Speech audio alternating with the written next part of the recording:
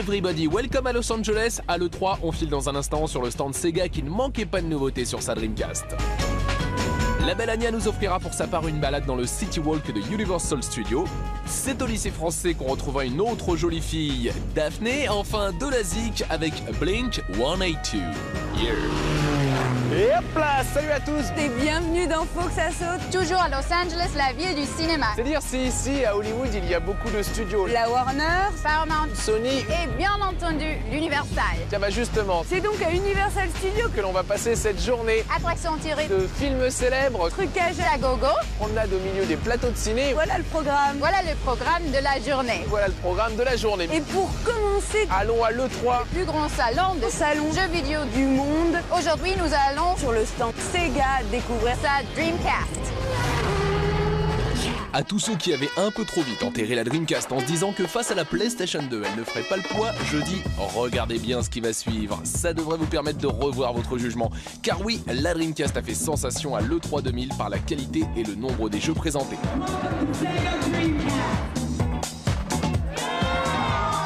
Vous le voyez sur le stand Sega, l'ambiance était au rendez-vous, là où elle manquait cruellement chez les deux autres géants japonais. On pouvait ainsi assister à des shows, dont celui-ci, qui n'avait pas pour but la promotion d'un nouveau Girls Band façon Spice Girl, mais bien d'un nouveau jeu, Space Channel 5, c'est son titre. C'est le type de jeu dont raffolent les Japonais, un mix de Parappa the Rapper et de Bust Groove réalisé par celui qui avait été l'un des créateurs de Sega Rally. Oui, je sais, on voit pas franchement le rapport. Dans ce jeu, vous incarnez un reporter de télévision qui doit sauver la Terre en prouvant aux envahisseurs aliens que les terriens savent mieux danser qu'eux. Oh là, ça c'est du scénario. Yeah, groovy baby. Yeah, baby. Samba les amigos, encore de la danse, mais cette fois-ci avec des maracas. À la poubelle les paddles, il faut secouer ses instruments dans le rythme et aux emplacements indiqués à l'écran. L'un de mes jeux préférés sur le stand Sega, un véritable coup de cœur, d'autant que l'éditeur a obtenu des musiques connues comme Baila Baila La Bamba ou Living la Vida Loca de Ricky Martin. Si, señor. Mais le titre qui m'a le plus emballé parmi les nombreuses nouveautés Dreamcast, c'est Jet Set Radio, intitulé aux USA Jet Ground Radio. Durant toute la durée du salon, des graffeurs ont réalisé une superbe fresque au-dessus du jeu qui combine justement du tag sur les murs de la ville pour marquer son territoire et comme vous le voyez, du roller. Bref, c'est un jeu très urbain. Graphiquement, Jet Ground Radio se distingue par son style très cartoon. On a plus l'impression de jouer avec un dessin animé qu'avec des images de synthèse. L'animation particulièrement réussie contribue au fait que ce jeu devient désormais le plus attendu de la Dreamcast. Sonic ne perd pas de temps puisque déjà deux nouveaux Sonic sont en développement, la suite de Sonic Adventure et Sonic Shuffle. Une sorte de Mario Party mais évidemment sans Mario et avec les persos de Sonic.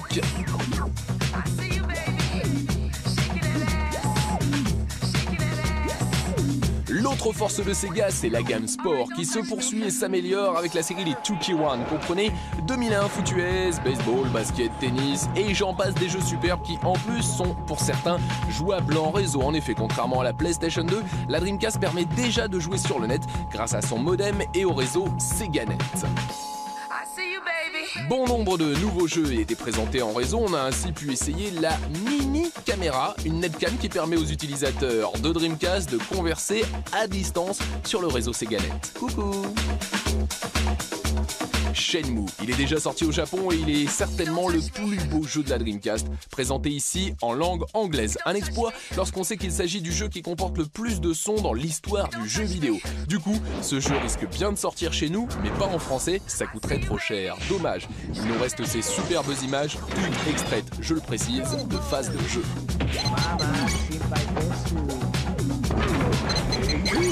Chez les Français d'Ubisoft, quelques titres Dreamcast dont le superbe Evil Twin, une création made in France dans laquelle on contrôle le destin du jeune Cyprien qui évoluera en 3D dans des univers assez sombres et angoissants. Un vrai coup de cœur, faut que ça saute, alors notez bien son titre, Evil Twin. Ubisoft toujours avec l'adaptation de Dinosaur, le film d'animation de Disney qui cartonne en ce moment aux USA et qui arrivera chez nous en fin d'année. On incarnera tour à tour 3 dinosaures dans ce jeu également en développement sur PlayStation 1 et 2, ainsi que sur la future Nintendo, la Dolphin. Ah oui, intéressant. Chez Acclaim, on trouve aussi bon nombre de nouveautés Dreamcast, dont la parfaite adaptation de la borne d'arcade Ferrari 355. Sport mécanique avec ce jeu de moto toujours chez Acclaim. Et si vous préférez de la plateforme aventure en 3D, voici Foo Fighter, un jeu qui devrait bientôt arriver. Pas moins de 6 persos à contrôler dans cette aventure. Rufus le chien, Bungalow le kangourou, Juliette la chatte, mais aussi Chang le panda, Rico le pingouin et Twig le dragon. Ça va, j'ai oublié personne. Le jeu est également prévu sur PC, son titre Foo Fighters. Juste en face, chez les Lyonnais d'Infogrames, on aime le skate réel et le surf virtuel avec ce magnifique jeu en développement Border Zone sur Dreamcast. Très fun également, Stunt GP, un jeu dans lequel on conduit des petites voitures radiocommandées toujours prêtes à faire des galipettes.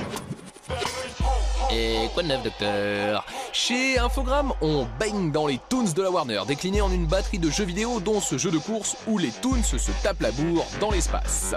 Encore de la course tirée de dessins animés avec les Fous du Volant qui s'apprêtent également à faire leur arrivée sur Dreamcast. Outre ceux de Satanas et Diabolo, c'est une bonne dizaine de véhicules que vous piloterez dans ce jeu, visiblement très fun. Vous le voyez donc, avec ce petit aperçu des jeux Dreamcast, cette console a de beaux jours devant elle, d'autant qu'une baisse de son prix a été annoncée ici aux États-Unis. Chez nous, la Dreamcast devrait bientôt coûter moins cher, affaire à suivre. Bon bah c'est pas tout, hein, faut y aller maintenant, dommage car le stand Sega était plutôt, comment dire, accueillant. Oui, c'est ça. Allez, salut les filles.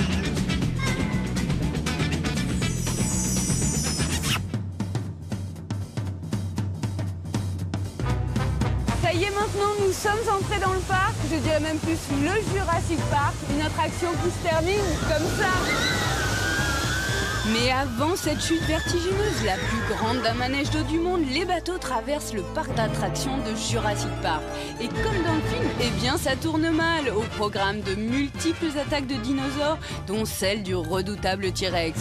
Vous vous doutez bien que cela a été un vrai challenge de construire un parc d'attractions aussi réaliste que dans le film.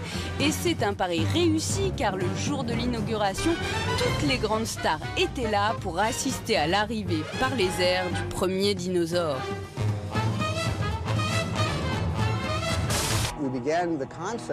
On a commencé à développer cette attraction alors que le film était encore en production. Et c'était naturel que cette attraction soit ici à Universal Studios car le film même se déroule dans un parc d'attractions. Steven Spielberg a participé aux travaux et donc il était tout à fait normal qu'il en signe la première pierre. Sacré Steven! Blink 182, en anglais Blink 182, c'est un groupe qui s'est formé en Californie en 1993. Depuis, ils cartonnent particulièrement avec leur dernier album Enemy of the State. Les voici dans Faut que ça saute, c'est du punk rock, hein. Ça prouve qu'il n'y a pas que le rap et le R&B qui marchent aux États-Unis et chez nous. Voici Blink 182. Always, I know you'll be at my show, watching, waiting, commiserating. Say it ain't so, I will not go. Turn the lights off, carry me home.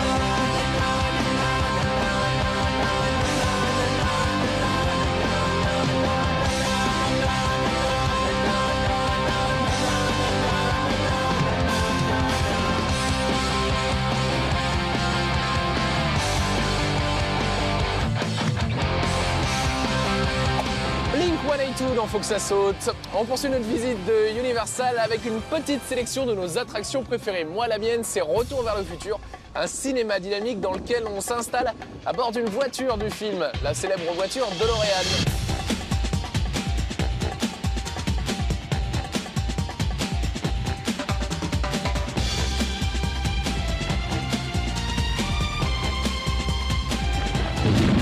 Et moi, je préfère le spectacle de Waterworld parce que sur l'eau, il y a même un avion qui s'écrase à l'intérieur et c'est super pour se rafraîchir. Moi, à la différence d'Anya, j'ai toujours froid, alors j'ai choisi Bad Draft, tiré du film de Ron Howard, pour me réchauffer. C'est vrai que ça chauffe! Ah, mais lave-toi les dents! Faut que ça saute à Universal Studios, ça se poursuit juste devant le parc. Il y a une rue piétonne qui s'appelle City Walk pour laquelle on n'a pas besoin de payer l'entrée du parc. Mais il faut quand même avoir sur soi quelques dollars puisqu'il y a des tonnes de restaurants et de boutiques. Et Anya les a toutes essayées. Il faudra qu'elle lui achète une brosse à dents pendant qu'elle y est.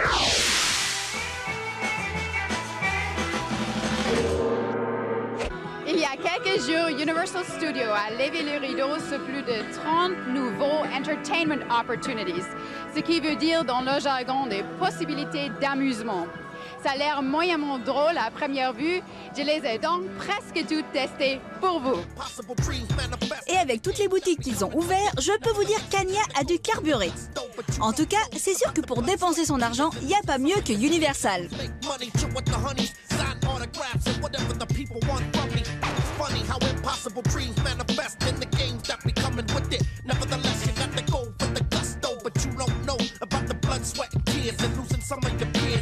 Some of yourself through the years past gone by. Hopefully it don't manifest. But the wrong guy, egomaniac in the brainiac, don't know how to act. Beat 48 tracks, studio gangsta max. Sign the deal, thinks he's gonna make a meal, but never will. Till he crosses over steel, filling your head with fantasies. Come with me, show the sacrifice it takes to make the cheese. You wanna be a rock superstar in the biz? It takes from people who don't know what it is. I wish it was all fun and game, but the price of fame is high. And some can't pay the way. Feel trapped in what you rapping about. Tell me what happened when you lost clout. The route you took started collapsing. No fans, no fame, no respect, no change, no women. À Universal, le futur, c'est pas demain, c'est aujourd'hui. Ici se trouve le seul jeu de NASCAR virtuel, la version de l'an 3000 du passe-temps favori des Américains.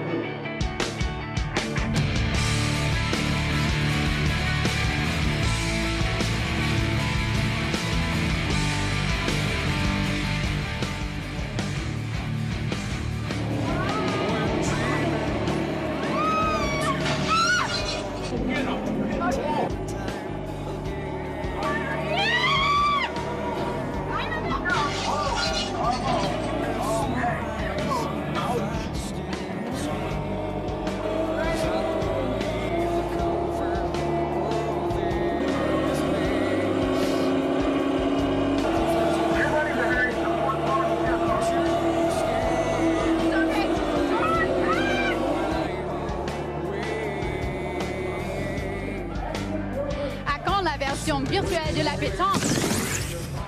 Et on poursuit notre balade avec un passage obligé par le tram tour. On monte à bord de ce petit tramway pour une balade de 45 minutes ponctuée d'attractions qui foutent les pétoches, hein, je vous préviens les filles. C'est parti.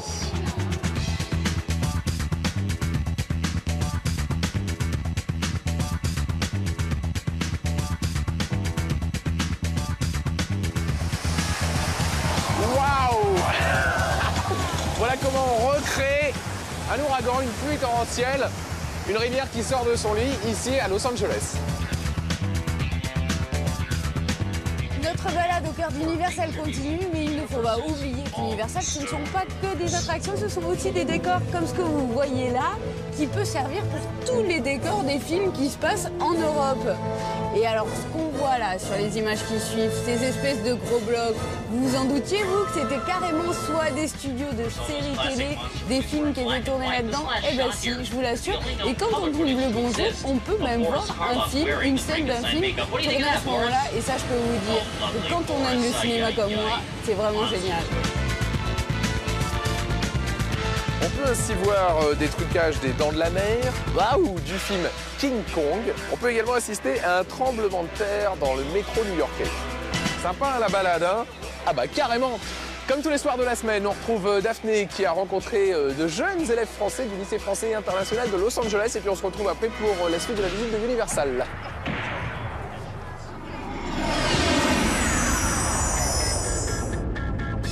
Bonjour, je m'appelle Morgane et j'ai 12 ans. Bonjour, je suis Anne-Sophie et j'ai 12 ans. Moi, je m'appelle Anna et j'ai 12 ans. Bonjour, je m'appelle Tom et j'ai 10 ans et demi. J'ai toujours vécu ici et puis j'aime beaucoup l'Amérique. Ça fait depuis août 99 que je suis ici. Je veux dire, c'est très différent de Paris. Le temps, c'est mieux qu'en France et puis il y a plus de soleil. Au niveau du sport, des loisirs, il y a beaucoup plus de choix ici qu'en France. J'ai découvert surtout les sports comme le baseball, le basketball, le football américain et tous ces genres. J'ai appris l'anglais ici et donc ce que je peux pas m'en passer en fait c'est vraiment le baseball parce que là je suis devenue fou du baseball. Il y a plus de cinéma ici qu'en France et puis c'est plus il y a plus de films à regarder ici. J'adore la musique et au théâtre, aller au cinéma ici, mais la nourriture, je l'aime pas. Il n'y a pas de bonnes baguettes fraîches, il n'y a pas de bon fromage, de yaourt à la fraise, c'est cher. Il y a plus de voitures et il y a plus de gens. On ne voit pas beaucoup de gens marcher. C'est loin, il faut toujours prendre la voiture, tout le monde prend la voiture. Et donc c'est pour ça qu'on a notre permis de voiture comme à 16 ans, alors qu'en France c'est 18 ans. Au lycée français, là, on est tous habillés pareil, c'est une uniforme. C'est bien pour nous puisqu'on ne peut pas distinguer les personnes riches des pauvres. Moi, j'aime pas cet uniforme. Coucou mamie et papy, mamie Cocotte, Justine, Clio, Julien, Charlie et Marlo. Je dis coucou à tous ceux qui étaient dans ma classe en CM1 en 1998.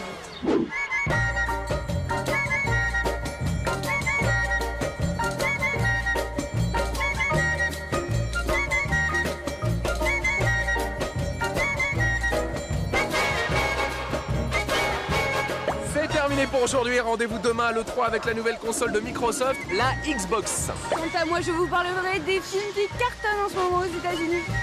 Et moi, je vous amène à Venice Beach demain à 18h50. Salut! Yeah. That's my boyfriend. Meet my girlfriend. Meet my boyfriend. This is my girlfriend. This is my boyfriend. So what's up, girlfriend? So what's up? Yeah, you know.